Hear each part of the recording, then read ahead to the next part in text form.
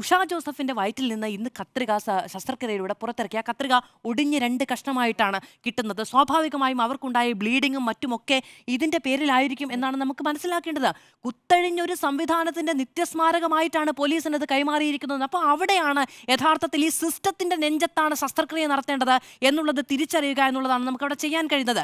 റീത്തിലേക്ക് ആ വിഷയം കേന്ദ്രീകരിക്കുന്ന സമയത്ത് നോക്കൂ, യൂത്ത് കോൺഗ്രസിന് ഇത്തരത്തിലുള്ള അനുഭവം മുൻപും ഉണ്ടായിട്ടുണ്ട്.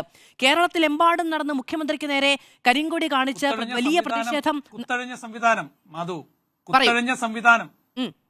കുത്തഴിഞ്ഞ സംവിധാനം എന്നൊക്കെ പറയുമ്പോൾ നമ്മൾ മനസ്സിലാക്കേണ്ടത് ഒരു വർഷം 12 ലക്ഷം, അതായത് ഒരു വർഷം 10-12 ലക്ഷം ആളുകൾക്ക്, 12 ലക്ഷം എന്ന് പറഞ്ഞാൽ അത്രയും തവണ ആളുകൾ വരുന്നതാണ്.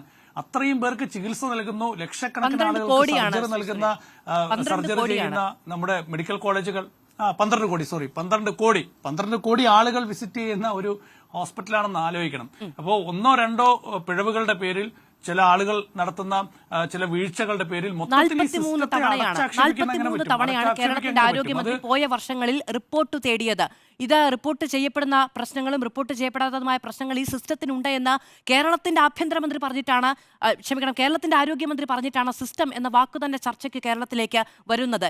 ഈ കുറ്റത്തിൽ ഇന്ന് FIR ഇട്ട് കേസെടുത്തിരിക്കുന്ന ഡോക്ടർ ലളിതാംബികയ്ക്ക് പറയാനുണ്ടായിരുന്നതും സിസ്റ്റം എന്ന ന്യായീകരണം തന്നെയാണ്. അപ്പോൾ ഈ സിസ്റ്റമാണല്ലോ സംവിധാനം. അപ്പോൾ കുത്തഴിഞ്ഞൊരു സംവിധാനം എന്ന് ഞാൻ പറഞ്ഞ ആ സിസ്റ്റത്തിന് പ്രശ്നമുണ്ടെന്ന് ഇവിടെ പറഞ്ഞത് കേരളത്തിന്റെ ആരോഗ്യമന്ത്രിയാണ്. ഞാൻ പറയുമ്പോൾ പ്രശ്നം, ഓഹോ, ആരോഗ്യമന്ത്രി പറയുമ്പോൾ ആഹാ, ശരി, ഓക്കെ, അങ്ങനെ ആവട്ടെ. ഇനി കുത്തഴിഞ്ഞ സംവിധാനം എന്ന് ഞാൻ പറഞ്ഞത് പരമമായ തെറ്റായി പോയെങ്കിൽ ഞാൻ അത് ഏറ്റെടുക്കാൻ തയ്യാറാണ്.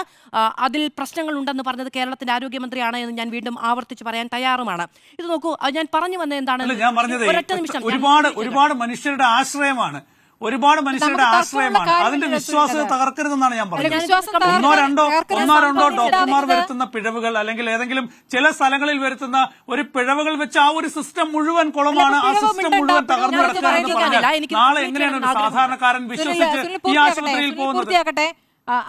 മാധുവിന്റെ പോയിന്റ് പൂർത്തിയാക്കട്ടെ. ഞാനിതിൽ ഇതിൽ തർക്കത്തിനപ്പുറത്തേക്ക് ഞാൻ മനസ്സിലാക്കുന്നത്, ഞാൻ ആത്മാർത്ഥമായും ആഗ്രഹിക്കുന്നത്, പ്രശ്നമുണ്ട് എന്ന് ആരോഗ്യമന്ത്രി പറഞ്ഞ കേരളത്തിന്റെ ആരോഗ്യ മേഖലയുമായി ഞാൻ വകുപ്പ് എന്നൊന്നും ഉപയോഗിക്കുന്നു പോലുമില്ല എന്നെങ്കിലും അങ്ങ് മനസ്സിലാക്കണം. കേരളത്തിന്റെ ആരോഗ്യ മേഖലയിൽ സമ്പൂർണ്ണമായ ഒരു പൊളിച്ചെഴുത്ത് ആവശ്യമുണ്ട് എന്നുള്ളതാണ് എൻ്റെ ആഗ്രഹം.